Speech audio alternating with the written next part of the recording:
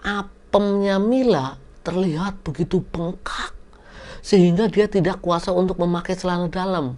Kata si Mila kalau kesenggol sedikit aja apemnya itu begitu sakit.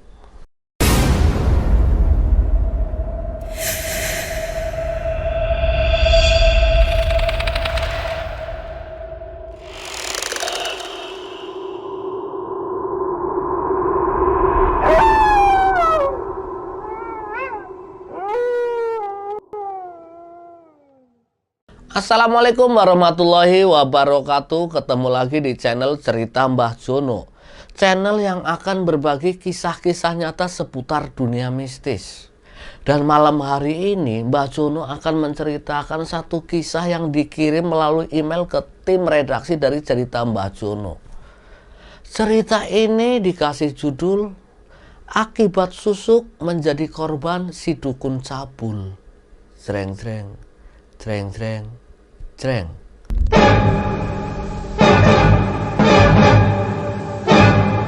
Sebelum saya mulai ceritanya, seperti biasa untuk nama serta tempat kejadian terpaksa saya samarkan karena menjaga privasi tokoh-tokoh atau nama-nama kota yang ada di dalam cerita ini. Saya akan menceritakan sosok gadis bernama Mila, yang mana Mila ini duduk di kelas 2 SMA. Mila anak seorang pengusaha yang lumayan sukses. Sekolahannya saja di sekolahan swasta yang memang favorit di kota itu, yang memang mahal dengan segala fasilitas seperti sekolahan internasional. Tentunya biayanya juga lumayan mahal. Dari kelas 1 sampai kelas 2 itu tidak menjadi problem buat keluarga Mila. Mila sendiri punya geng-gengan sesama anak-anak orang kaya di sekolahnya. Yang namanya sekolah SMA pada waktu 2014 uang sakunya aja bisa nyampe 500.000. Tentunya bukan angka yang sedikit, kalau bukan orang kaya pasti sudah berteriak. Segala belanjaan berfoya-foya sama teman-temannya itu udah hal lumrah bagi Mila. Gonta-ganti mobil ke sekolahan, ganti-ganti motor. Zaman itu tren-trennya motor Vespa, Mila sudah punya.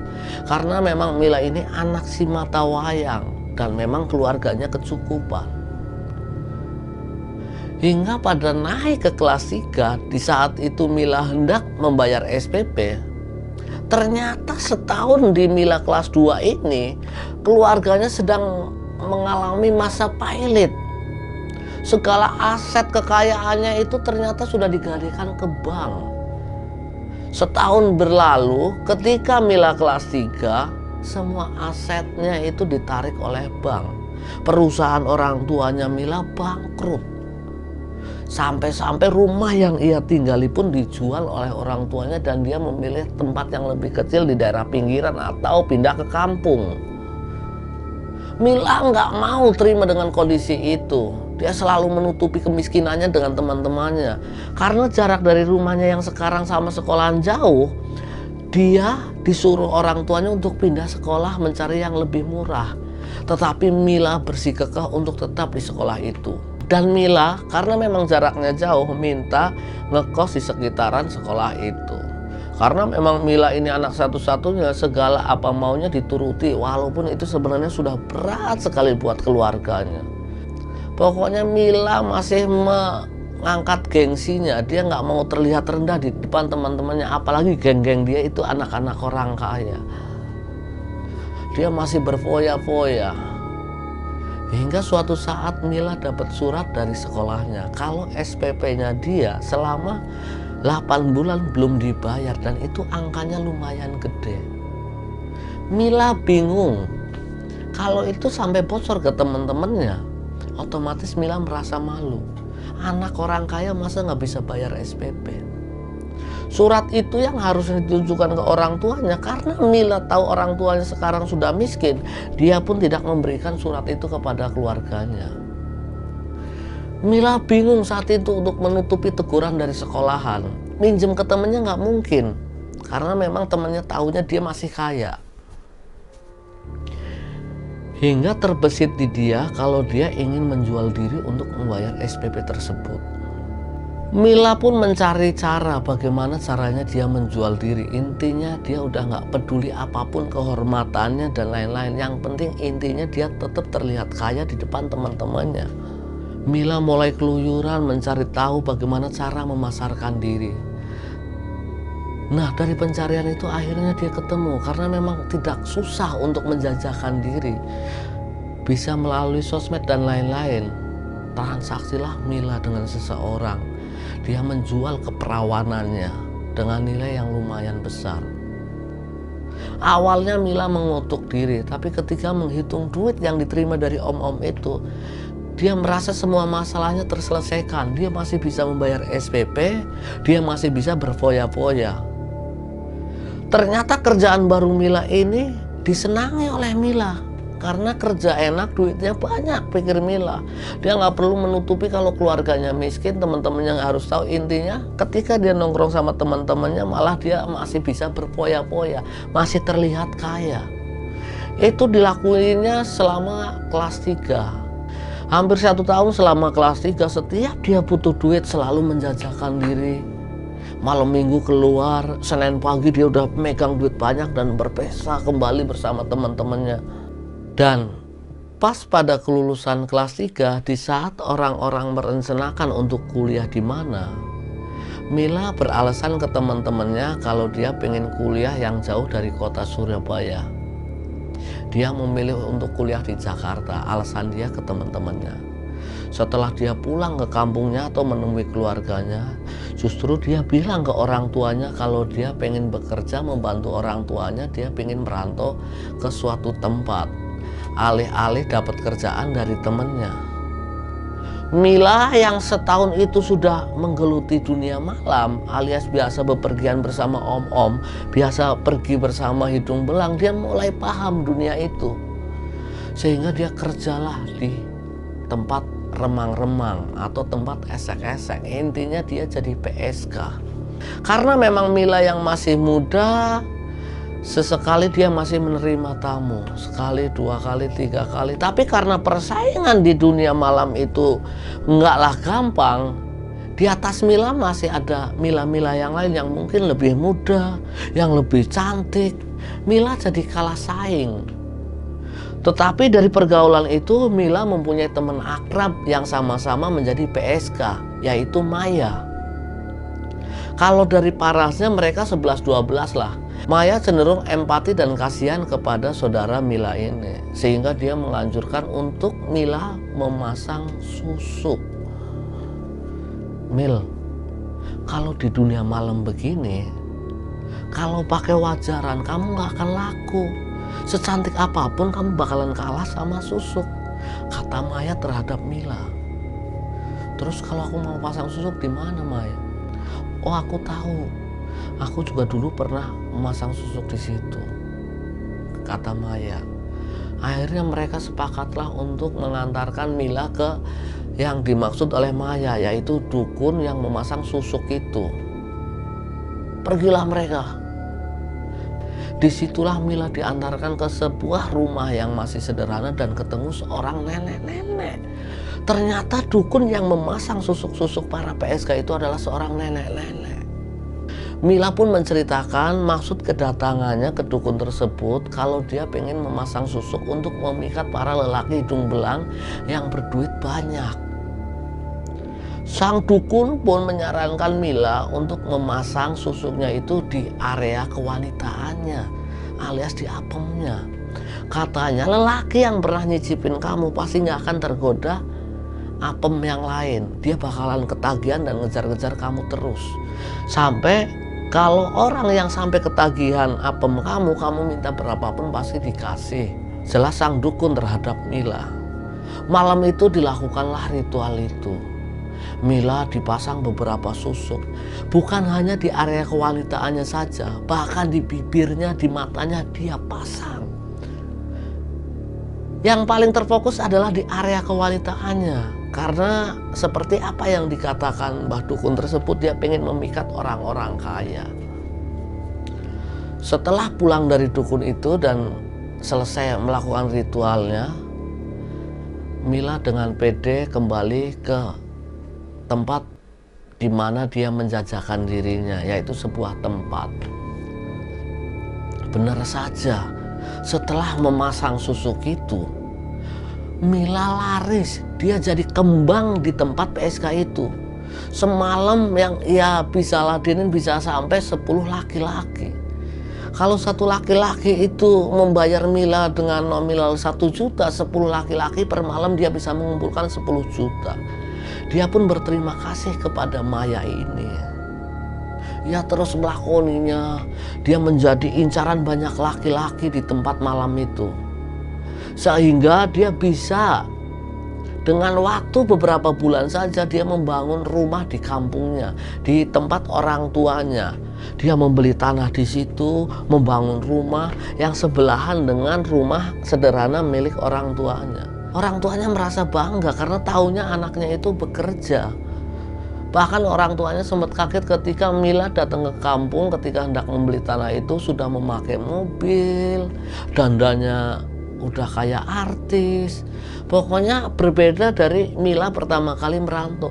Padahal kalau di runtut waktunya Mila bekerja itu hanya beberapa bulan, tapi perubahan ekonominya sudah terlihat drastis. Hingga setahun setelah profesi itu dialami oleh Mila, tiba-tiba malam itu Mila tidak berangkat untuk menjajakan dirinya. Maya pun mencari-cari kenapa Mila tidak berangkat malam itu untuk beroperasi. Diteleponlah Mila ini sama Maya. "Mai, kamu kenapa nggak masuk?" "Aku sakit. Aku nggak masuk dulu ya, kamu aja di situ. Selamat bersenang-senang. Mudah-mudahan dapat lelaki banyak." Masih bercanda pada hari pertama Mila ini izin untuk tidak bekerja. Di hari kedua sama, Mila tidak masuk lagi untuk bekerja. Kembali lagi karena memang Maya teman akrabnya, bahkan dia yang mengantarkan ketika Mila pasang susuk. Penasaran, telepon lagi. "Mila, kamu kenapa nggak masuk?" Jawaban Mila ketika ditanyain oleh Maya sedikit merintih, seakan-akan menahan kesakitan. "Iya nih Maya, aku sakit banget. Aku nggak bisa masuk kerja lagi." Karena perubahan suara itu, Maya otomatis merasa khawatir. "Yaudah Mil, nanti selesai aku kerja, aku ke situ ya. Aku kerja pulang cepet kok ini. Aku mau nengokin ke kontrakan kamu," jawab Maya terhadap Mila. Akhirnya setelah kelar bekerja, dia pun tidak langsung menuju ke kosannya. Dia langsung menuju ke kontrakan. Mila kaget melihat temannya ini, si Mila, sedang terbaring kesakitan. Tahu apa yang terjadi dengan Mila ketika sakit itu? Dia terbaring dan bawahannya tidak memakai apa-apa. Iya, apemnya Mila terlihat begitu bengkak sehingga dia tidak kuasa untuk memakai celana dalam. Kata si Mila, kalau kesenggol sedikit aja apemnya itu begitu sakit. Maya panik. "Kok kamu bisa begini? Apemmu kok bisa membengkak begitu?" Mila pun menjelaskan, "Nggak tahu, semalam itu masih berasa sakit aja. Begitu hari kedua, ini otomatis kok aku lihat membengkak begitu besar apemku. Terlihat merah. Bahkan dibayangin aja, karena saking sakitnya, pakai celana dalam aja sakit." Maya pun panik. "Apa kita ke dokter aja ya?" "Yaudah ayo kita ke dokter. Kamu pakai rok aja, nggak usah pakai celana daleman." Dengan tertatih-tatih akhirnya mereka pergi ke salah satu klinik di kota tersebut. Namun setelah dicek, kata dokter itu hanya infeksi. Diberikan beberapa obat. Setelah pulang, Maya malam itu nginep di situ, melihat kondisi temannya yang memang lagi kesakitan. Tidurnya aja selalu telentang karena kesenggol sedikit aja sakit. Bahkan ketika dia mau pipis pun dia ketakutan, takut nambah sakit. Maya melihat temannya itu sakit, otomatis dia juga izin untuk tidak bekerja. Malam ketiga dia hanya menemani Maya, dia meladeni Maya di situ. Ketika Maya lapar, dia yang membelikan makan, dia yang nyuapinnya. Karena memang si Mila ini hanya terbaring saja. Duduk bisa kalau dipaksakan, tapi itu pelan-pelan sekali. Dikipasin apemnya dengan harapan sedikit mereda sakitnya. Obatnya diminum terus sampai habis. Ternyata sakitnya Mila tidak kunjung sembuh. Ketika apemnya makin sakit, di beberapa hari kemudian, ketika obatnya sudah habis tapi sakit itu tidak kunjung sembuh, Mila ketika tidur itu bermimpi bertemu dengan nenek-nenek yang parasnya persis dengan Mbah Dukun yang waktu itu memasang susuknya kepada dia. Pagi itu pun dia menceritakan tentang mimpinya itu kepada temannya, yaitu Maya. Mai, aku semalam mimpi aku didatangi nenek-nenek yang waktu itu masang susuk di apemku ini. Terus dalam mimpimu dia bilang apa? Dia tidak bilang apa-apa. Dia hanya menghampiriku seolah-olah aku sedang tertidur. Dia lewat menatapku sambil tersenyum sinis. Mendengar mimpinya Mila ini, Maya akhirnya mengasumsikan kalau penyakitnya dia ada hubungannya dengan susuk itu. Maya pun mempunyai ide kalau bagaimana kita ke mbah itu untuk memeriksakan apemmu ini.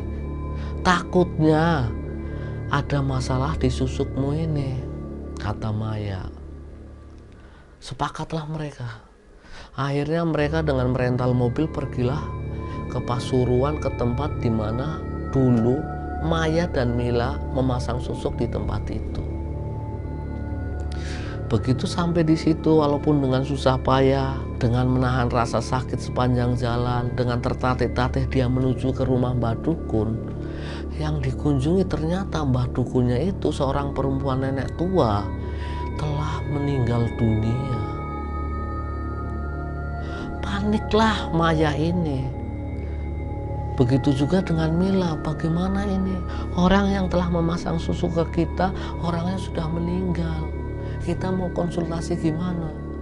Yaudah kita tenang dulu, kita balik lagi aja ke kosan. Pulanglah lagi mereka. Setelah menempuh jalan beberapa jam, nyampailah mereka ke kosannya Mila kembali. Mila pun menelpon teman-temannya yang punya kenalan orang pinter. Setelah menelpon beberapa temannya yang memang pernah mengalami hal goib, Mila mendapat jawaban dari temannya kalau dia punya kenalan seorang dukun yang bisa melepaskan susuk-susuk. Setelah mereka menemukan dukun yang dianggap teman mereka itu bisa menyembuhkan atau bisa mengambil susuk-susuk itu, sepakatlah mereka untuk menentukan jam dan waktu mereka bertemu untuk penyembuhan itu atau ritual melepaskan susuk itu. Dan pada hari H yang mereka telah tentukan, datanglah sang dukun itu dengan temannya. Dan pada hari H yang mereka telah tentukan itu, datanglah sang dukun beserta temannya Mila ini atau temannya Maya. Setelah melihat kondisinya, sang dukun yang memang berperawakan bapak-bapak tua sekitar umur 42-an tahun mencoba melakukan ritual. Karena mereka butuh pertolongan banget, baik Mila maupun Maya percaya saja dengan dukun itu. Dukun itu mulai menerawang apa yang menjadi sakitnya si Mila ini. Ketika selesai menerawang, dukun itu beralasan dan bilang kepada mereka, Mila ini jawab jujur, kamu pasang susuk di mana?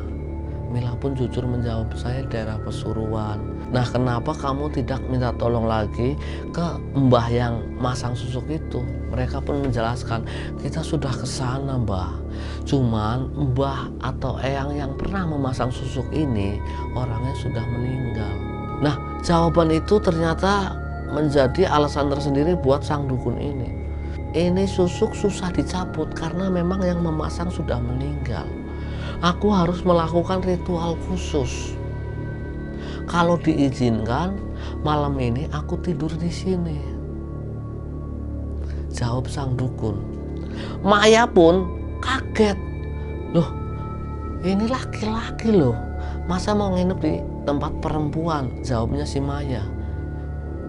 Tapi jawaban itu ditepis oleh dukun langsung sebelum Maya ini menjawab secara omongan.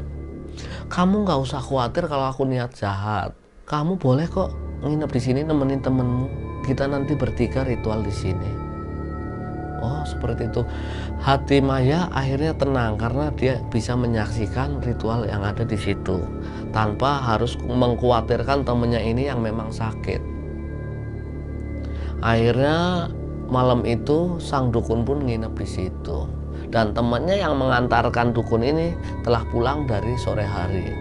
Dengan berbagai macam alasan akhirnya dukun itu meminta sesajen-sesajen dan dipenuhilah oleh Maya waktu itu. Setelah sajen semuanya terkumpul, tibalah pada malam hari ini. Sang dukun menentukan kalau ritualnya bakal dilakukan ketika tengah malam. Karena waktu tengah malam lah bagus untuk melakukan hal-hal gaib, kata sang dukun. Tetapi pada kondisi tengah malam suasana hening, di situ ada laki-laki dan 2 perempuan, dan sang dukun sudah dari siang memperhatikan apemnya Mila yang begitu besar, dan dia melihat sosok Maya yang memang kerjanya kerja malam, dia hanya memakai baju tidur tipis. Sang dukun terangsang. Dia bilang ke Mila, aku bisa ngobatin kamu, tapi kalau boleh, kita ada kesepakatan dulu, kata dukun. Mila pun bingung, kesepakatan apa mbah? Aku mau mencabut semua susuk-susuk kamu, tapi temenmu ini suruh ngelayanin aku dulu. Maya kaget, kenapa harus dia yang dikorbankan? Tetapi sebelum Maya menolak, Mila dengan entengnya dia ngomong, sudah nggak apa-apa mbah, dia PSK kok, biasa ngeladenin laki-laki. Seperti itu jawabnya Mila. Nah, Maya karena demi menolong temennya ini dan memang dia terbiasa ngeladenin laki-laki, malam itu harus rela ditidurin oleh dukun tersebut. Sang dukun akhirnya bersetubuhlah dengan Maya ini dan disaksikan oleh Mila yang sambil menahan sakit. Setelah melakukan itu, sang dukun pun mulai melakukan ritual. Dia mencoba menerawang bagian apemnya si Mila ini. Ketika sedang membaca mantra-mantra itu dan disaksikan Maya, ketika ritual itulah Maya dikejutkan dengan penampakan seorang nenek-nenek yang menyerupai Mbah Dukun yang memasang susuk tersebut. Maya dengan spontan histeris dan berteriak, "Mbah, itu orangnya mbah, yang sudah memasang susuk ke kita mbah, itu orangnya." Sambil ketakutan Maya histeris melihat sosok itu. Mbah Dukun pun menyadari dengan kehadiran mbah itu. Maka seperti terjadilah kontak fisik antara Mbah Dukun dengan nenek-nenek yang telah memasang susuk ini. Seperti berantem mereka. Maya yang gak kuat menyaksikan kejadian itu, dia kabur ketakutan karena ini ya pertama kalinya Maya menyaksikan hal gaib. Maya pun kabur. Di situ hanya ada Mila yang sedang menahan kesakitan serta Mbah Dukun yang sedang kayak seperti berkelahi dengan dukun ini. Nah, selang beberapa jam, akhirnya Maya memberanikan diri pulang untuk menengok Mila tersebut. Kondisinya seperti apa setelah tadi ditinggalkan. Dengan rasa ketakutan, dia kembali lagi ke rumah itu. Ketika membuka pintu yang memang tidak dikunci, lagi-lagi Maya dikagetkan dengan apa yang dilihatnya pada waktu itu. Dukun cabul yang tadi sudah menyetubuhi Maya tergeletak tak sadarkan diri. Sedangkan Maya masih menahan sakit sambil terbaring, dia tidak bisa apa-apa. Karena panik dia pun menelpon beberapa temannya. Akhirnya beberapa temannya datang ke situ dan setelah diperiksa, dukun itu ternyata sudah meninggal dunia. Dia kalah melawan nenek-nenek yang memasang susuk itu. Akhirnya teman-temannya menolonglah mereka.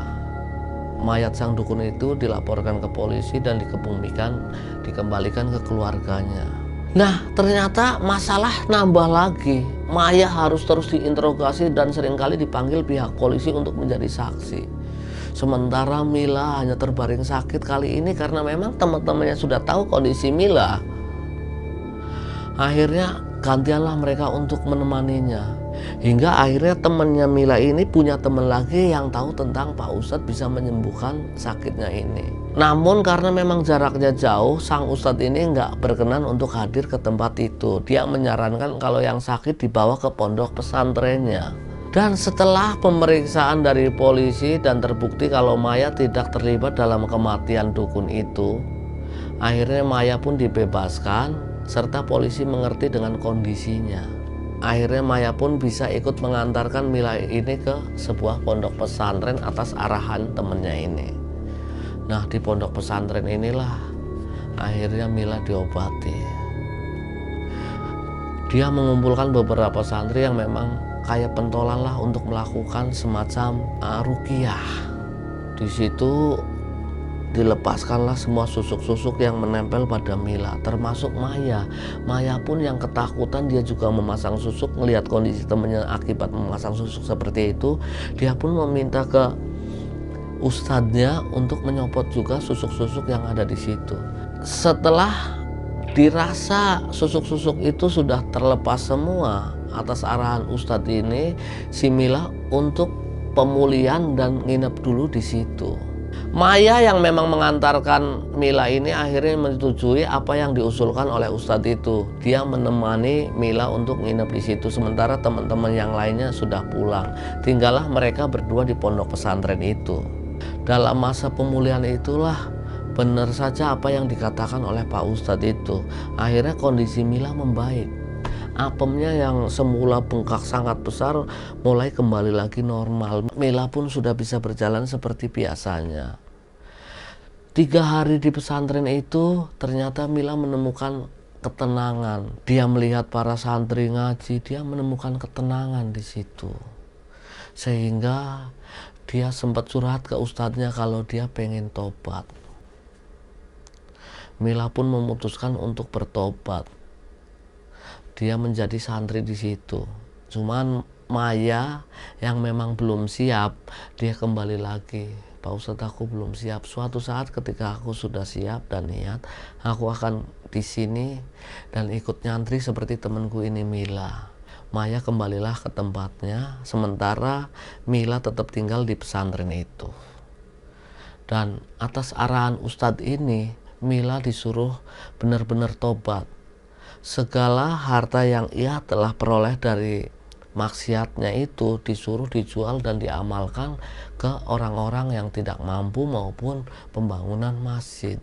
Masalah diterima atau enggak itu urusan Allah, yang penting niatmu tobatan nasuha, tobat yang benar-benar tobat, kata Ustadz. Mila sekarang resmi jadi santri itu. Rumahnya yang sempat dia beli di kampung akhirnya dijual semua, hartanya dijual, mobilnya, simpanannya dijual semua, hanya menyisakan 1 HP itu untuk komunikasi bersama teman-temannya. Dia berjanji tidak akan balik lagi ke lembah hitam itu. Dan sampai di sini dulu ceritanya. Semoga dari cerita ini saya maupun yang nonton video ini mendapatkan pelajaran atau hikmah dari cerita ini. Dan apabila ada kesalahan dalam saya bercerita, mungkin kurang enak didengar, itu menjadi cambukan saya untuk lebih maju dan membuat konten-konten yang lebih baik buat teman-teman semua.